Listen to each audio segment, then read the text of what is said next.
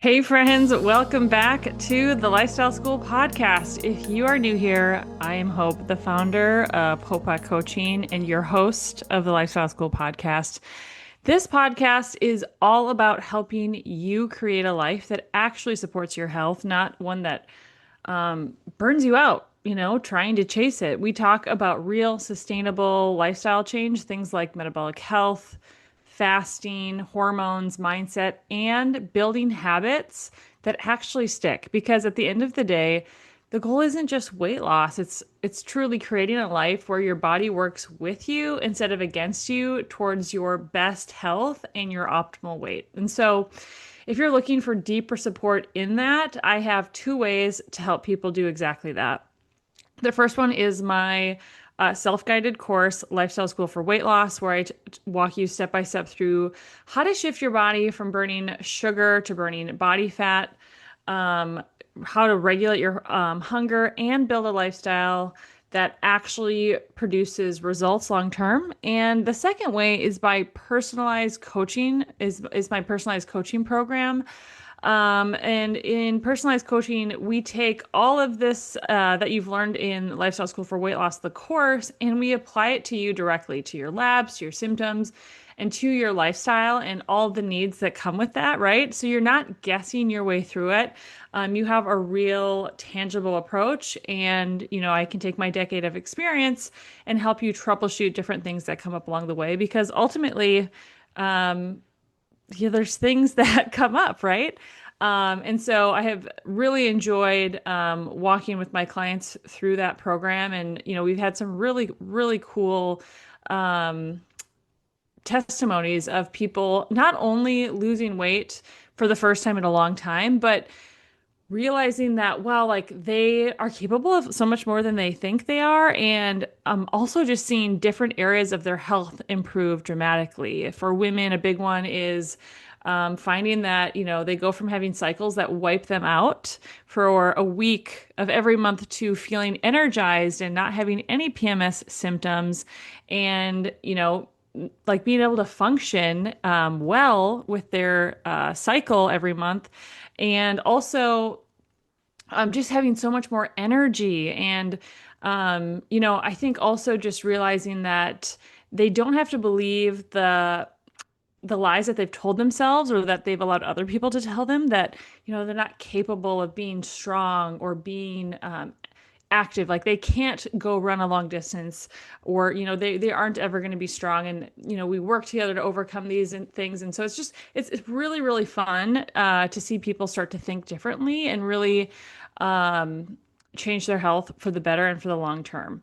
So both are linked in the show notes if you want to explore either the course, Lifestyle School for Weight Loss, or one-on-one coaching with me. I will say you can't do one-on-one coaching if you've never done the course, just because there's so much information in the course that I find that it makes coaching so much more effective if we're on the same page in terms of like what we're trying to make happen with your metabolism to enable, these weight loss changes. So as a quick reminder, guys, before though we get into this episode, I always have to remind you, I'm not a medical doctor. This podcast is for educational purposes only, and it's not intended as medical advice. Always consult with a qualified healthcare practitioner before making any major changes to your diet or lifestyle, especially if you have, significant medical issues. And then, as well, I wanted to just give a shout out to my online supplement store that is open. If you've been wanting high quality supplements that you can trust, this is where to get them. Every product in the store is third party tested for quality and purity, which is not something, unfortunately, that you're guaranteed when you go buying supplements from places like Amazon or grabbing them at your local health food store. These are the same professional grade products that I use and I recommend to my clients. I've used them literally for decades. And it's an easy way for you to support me and the Lifestyle School podcast. So if you're interested, obviously no pressure whatsoever, but if you're already buying supplements and you want to support the show, head over to my website, www.hopeblackcoaching.com. In the top right corner, there's a button that says store. Click on that, and that will bring you to the supplement page. And to actually order from the store, though, you will need a code to set up an account. And that code is 104567. Again, 104567. And you would be able to order from there and yeah, get high quality supplements, support the show. And if you've been thinking like, I think I want to do a little bit more for my health. I do think I would benefit from some supplements. And you're not sure where to start, I want to direct you to episode 43 of the Lifestyle School podcast, where we talk about supplementation, the do's and don'ts. I walk you through the core four supplements that I think that most people would benefit from taking, especially regarding, improved metabolic health. So if you have questions, head over to that episode, take a listen. If you have additional questions, always feel free to reach out to me via email or on my social media platforms on Facebook or Instagram. So with that, guys, let's jump into today's episode. It's a big one. I'm really actually excited to talk about this topic because I feel very passionate about it because it has like a very personal meaning to me because it's affected my family.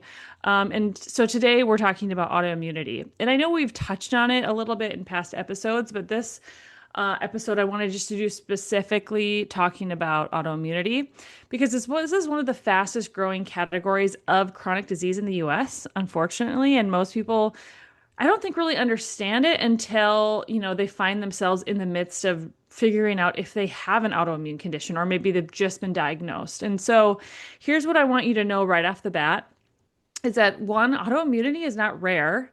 It's not random. And number two, and this is a big one, it doesn't just appear overnight. This is something that silently builds within our body over many, many years, typically. And then something happens and it really starts to manifest. And I would say also, I want to say at the onset of this is I do believe, well, not, totally, but I do believe autoimmunity is a lifestyle disease on some level. There's so much we can do for autoimmunity with our lifestyle. And I don't think it gets enough airtime. And, I have seen my own mother walk through having an autoimmune condition my whole life. Because she started on her journey with it when she was 20. She didn't have me until I think she was 26.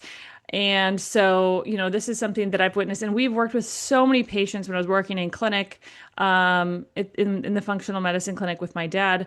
So many patients came in, were dealing with autoimmunity. So, it's a topic very close to my heart, and I want to see people figure out how they can thrive despite a diagnosis of autoimmunity, or even like just being on their path down to like an actual diagnosis, if that makes sense. And it will make more sense as we start to break this down. So today we're breaking it down. We're going to talk about what autoimmunity is, so we're on the same page, how common it really is, what's believed to cause autoimmunity, how it's diagnosed, and most importantly, what can you actually do from a lifestyle perspective to support your body? And, I might touch on even like the functional medicine approach too, a little bit about, how this can all play out. So at its core, autoimmunity is when your immune system, which is designed to protect you, starts attacking your own body. So it's essentially a self-attack. Instead of our immune system, instead of identifying threats correctly, it misfires essentially, and it sees our own tissue as the enemy. And our own white blood cells are seeing our own tissue as the enemy. And, this is important to make sure you're clear on this, is that autoimmunity is not just one disease. It is an umbrella term that includes anywhere from 80 to 130 different conditions or more. Things, I think the big ones that, people mostly hear about are things like Hashimoto's arthritis, or not arthritis. Oh my gosh, you guys, the postpartum brain is still so real. So if I'm mixing up words a lot, just know, like, this is like my day-to-day struggle. So Hashimoto's thyroiditis. Sorry, I was mixing that up with rheumatoid arthritis, not Hashimoto's arthritis. You guys are tracking. You guys, you have your thinking caps on. So things like Hashimoto's, rheumatoid arthritis, lupus, celiac disease, psoriasis, multiple sclerosis. Each of these target different tissues of the body. So, Hashimoto's is your immune cells attacking the thyroid. Celiac is your immune system attacking your small intestine, like your small bowel. And each of these target different tissues, right? But the root issue is always the same, and it is that the immune system is dysregulated. And one of the biggest misconceptions, I think, when it comes to autoimmunity is that, it kind of happens suddenly, that it's an acute injury almost, and it happens, but that's actually not the case. There is almost always a long window where the body is struggling before it ever gets labeled as autoimmune. And I think that's a really, really important differentiator. And this is where people start to feel exhausted. You're always tired, or you find that, you're always inflamed. You get your labs work and your high sensitivity C-reactive protein comes back high. And you're like, oh, that's interesting. Or maybe you even have like a high histamine. Or things just start to be achy and they hurt, and you're like, oh, maybe I'm inflamed. Maybe you are experiencing brain fog. You're just like, things aren't clear. Or maybe it's just like that sense of like something is off. And I can't tell you how many times I've heard people say, I just feel like something's off. And you can't quite put your finger on it. You just don't feel like yourself anymore. Like you just don't, the vibes aren't vibing within your own body. And that is something to really pay attention to. And many times people, when they're in this situation, and actually I just recently was talking to a friend who's going through this exact same thing, but then you go to your medical doctor and you're told that everything looks normal, right? And like there's no huge flags on your laboratory, your lab ranges are all, good. And this is kind of like the gray area of autoimmune disease, and it really matters.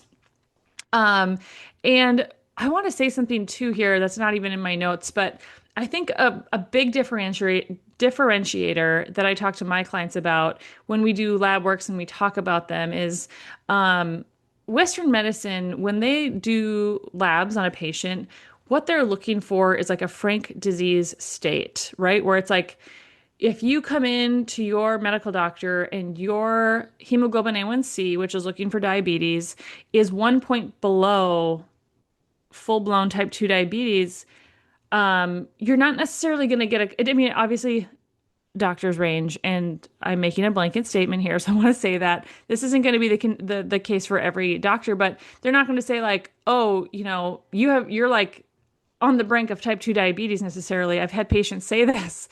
If you're 1 or 2 points away, like you need to make, significant changes, or you're going to have full-blown type 2 diabetes. A lot of times in Western medicine, they like, until that lab tips over the edge, right? You're not going to get like the full-blown medical approach to it. Where in functional medicine, we look at a much tighter range of lab numbers, because what we want to do is we want to optimize health. We don't want to just avoid like a frank disease state. We want to be optimized. And so that is a different, I think, approach of looking at labs. And I think when it comes to something like autoimmune disease, where there's like this big gray area, it's really important to start to pay attention to things before they become like a full-blown issue. And as one of my instructors said in my nutrition certification process, is it's so much easier to stay out of trouble than get out of trouble. And I think that really applies to autoimmune diseases, is because once your body is fully blown in the autoimmune state, it's going to be much harder to get things back under control than if you start to feel that off, thing, and you start taking action. And we're going to talk about how you can take action with your lifestyle in regards to autoimmune, but at the end of the episode, but you want to take action early, because it's going to save you so much heartache, and it's going to be so much easier to stay out of trouble than to actually get out of trouble once things have totally progressed. So let's zoom out for a second, because Um, I want to just talk about how common autoimmunity is, because I think it's much more common than maybe you've realized. And I mean, I'm sure if you talk to people within your circle, you realize you probably know multiple people who are dealing with autoimmune condition. Because the scale of this is really important depending on how you measure it. We're looking at roughly 25 to 30 million Americans with diagnosed autoimmune disease. And some estimates go as high as 50 million when you include undiagnosed or early stage cases. And that's somewhere between 1 in 10 people to potentially 1 in 5 people that you know. So, this problem isn't rare, it's a huge problem. And here's another key point that I want to point out, because I know a lot of listeners to this podcast are women, but about 70 to 80% of autoimmune cases occur in women. And that's a big deal, right? So if you're a woman listening to this, this matters even more for you. So I want you to put on your listening cap and tune in, so that, not only for yourself, but, all the women in your life that you love, so that you can be on the lookout for this, because it is so, unfortunately, so common. And I think it's becoming more and more of an issue. So let's then now shift gears. Like, what causes autoimmunity, right? I think this is a really important question, and it is multifaceted. Why does it happen? Well, the answer is it's not one thing, right? Autoimmunity is what I like to call a perfect storm. You have multiple factors layering over time until your immune system kind of like topples over this point and loses its ability to regulate property. And let's like walk through some of what these layers are, right? So first would be probably genetics. Some people are more susceptible based on their genetic makeup. So if you have a family member that has autoimmune disease, you are much more likely to have an autoimmune disease. But this is the key, guys, and I want you to really hold on to this and know this. Genetics load the gun, but they don't pull the trigger. Okay. So you can have the genes and never develop the disease, which I think is so important and so empowering. Like my mother, at 20 was diagnosed with an autoimmune disease. That is part of the reason why I take being gluten-free so seriously, because I know that it doesn't work well for me. And leaky gut, and we're going to talk about this in a little bit, is such like a trigger for autoimmunity.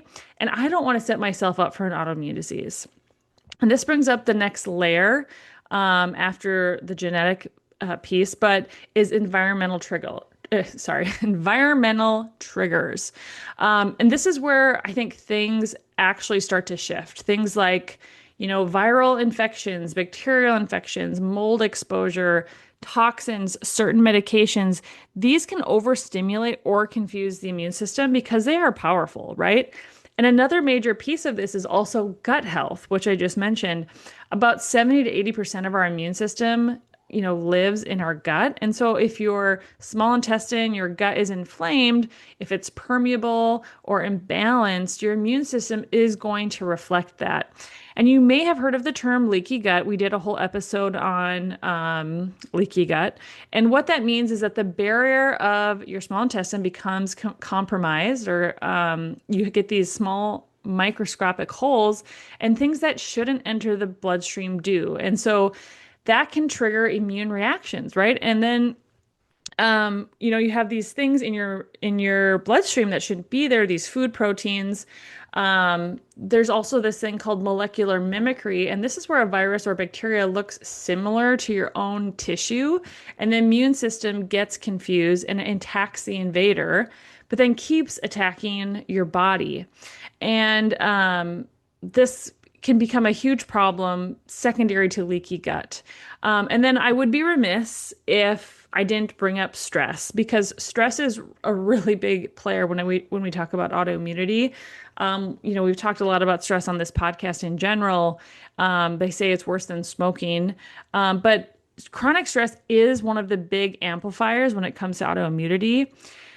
If your nervous system is constantly activated, your immune system is going to be as well. And stress disrupts things like cortisol, it increases your inflammation, and over time, it wears down your ability to regulate.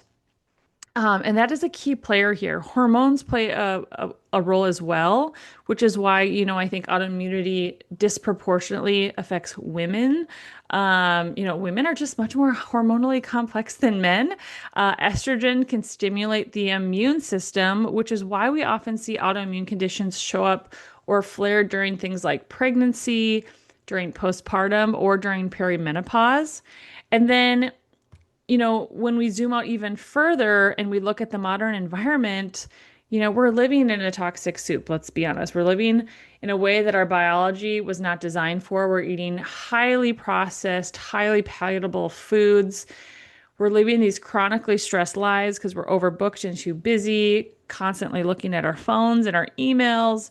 We're not sleeping well. We don't get much light exposure. We're not outside in nature. And we have just a really high toxin load based on all the chemicals that are put in all of our food and our body products and the containers that we use and in the air and all of these things, right? And all of this creates a system that is constantly under pressure and eventually something gives, right? And that is usually the tipping point for people with autoimmunity. And one observation that I will say is not always the case, but is something that I observed in clinic over the years and in talking with my dad, Dr. Joe, about it is a lot of times, when you're looking at someone's health history, if you really are digging in deep to it, there's like usually a big event or a big stressor that happens. And then it's like the straw that breaks the camel's back. And then the body, I would say, flips from, not operating very well, but into like full-blown immunity. Not always the case, but there does seem to be something around that. And, it's just our body can only handle so much. And so that's why it's like when things start to feel off, we really have to pay attention and take an assessment of our body, of our sleep, of our stress, of our food, of our exercise, our toxic load, and say, what's going on here? How can I make this better? So, real quickly, I want to just cover like how is autoimmunity diagnosed because I think this is important. Because I think, a lot of people get stuck here, especially when navigating the medical system, because there is no single test that diagnoses autoimmunity. It's like a combination of symptoms, lab markers, and clinical patterns. Usually it starts with symptoms. And like we talked about earlier, those symptoms are often kind of vague. And then, your doctor may run an antibody test that looks for signs that the immune system is reacting against the body. They also might look at inflammation markers and in some cases doing like imaging or biopsies. But here's the truth. You could have symptoms and have normal lab results, unfortunately. And you can have abnormal labs and no diagnosis yet. And many people spend years in that in-between space and I think feel very frustrated because they want to take action and they want to feel better, right? Because the medical system often waits until things are really clear or more advanced before labeling it, especially when it comes to autoimmunity. So if you've ever felt like something is off and you don't have answers, I just want to reaffirm that you're not crazy.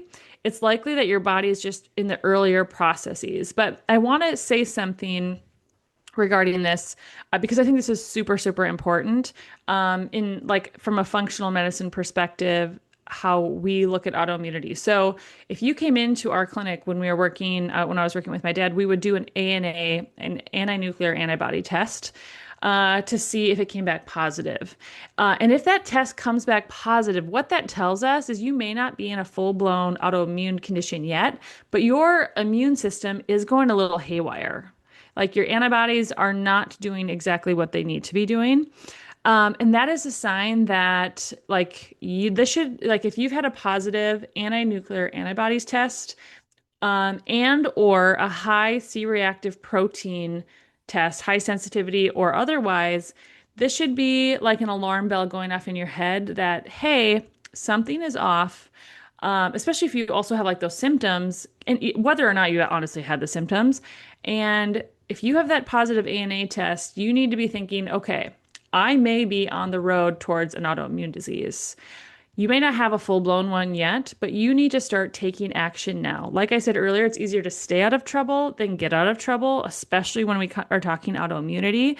And so you need to start making dramatic changes to your lifestyle because you don't want to deal with autoimmune conditions. Like people die from autoimmune conditions. I have a cousin who, uh, like sadly, had ulcerative colitis and passed away ultimately to cancer secondary to his ulcerative colitis. And it was absolutely devastating and heartbreaking to watch him go through that and watch his family go through that. And taking action, though, is so, so powerful. So I want to tell the story about my mom again here quick, and then we're going to talk about the lifestyle approach, and we'll touch on some of these things in my mom's story. But when my mom was 20, she was diagnosed with ulcerative colitis, and they wanted to take out part of her colon, give her a colectomy bag at 20.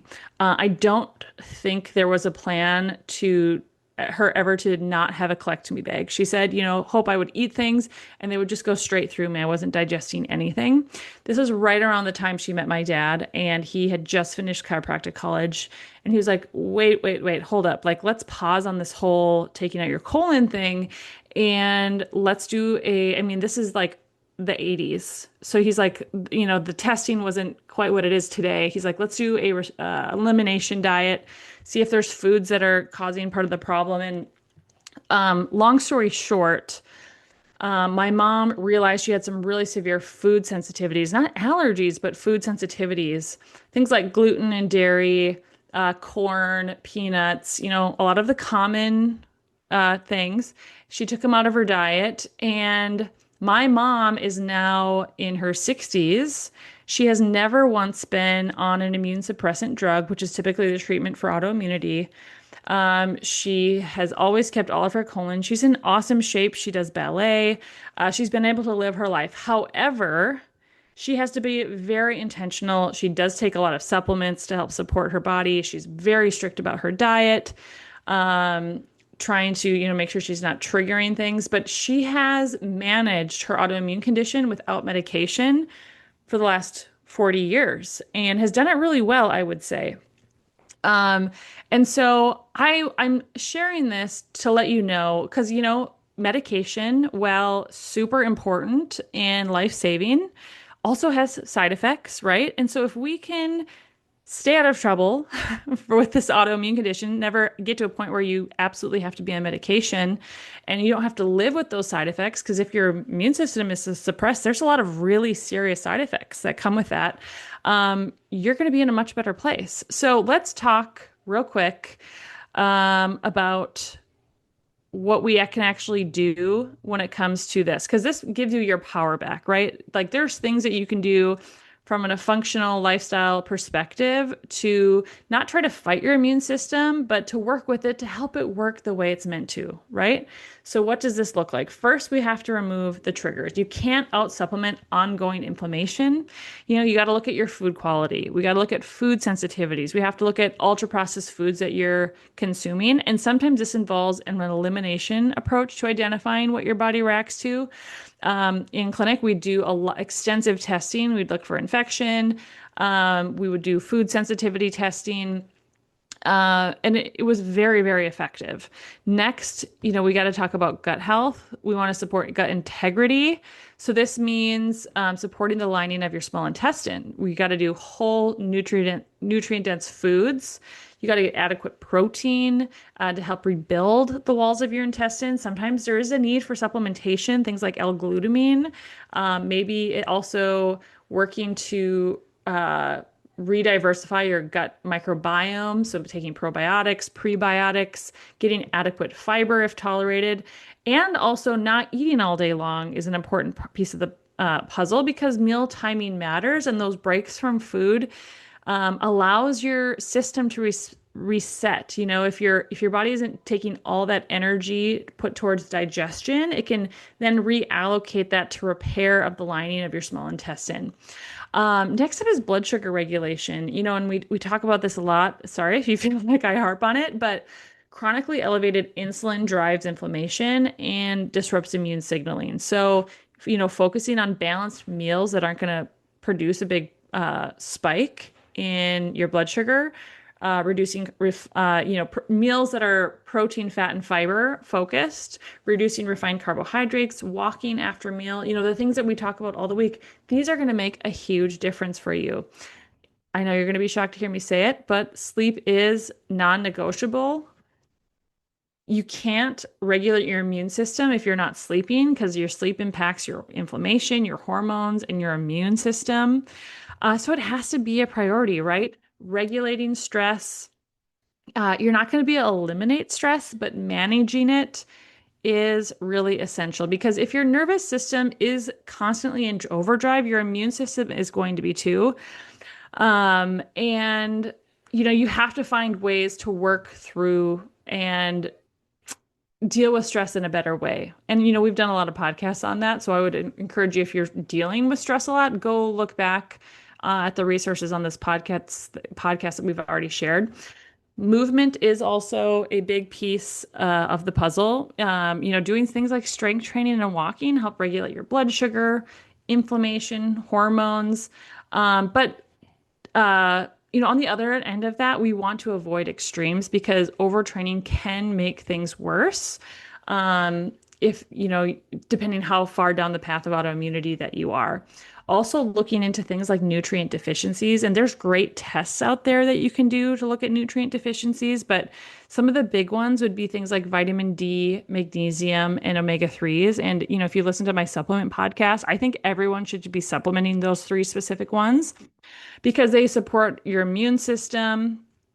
They help reduce overall load. They clean up,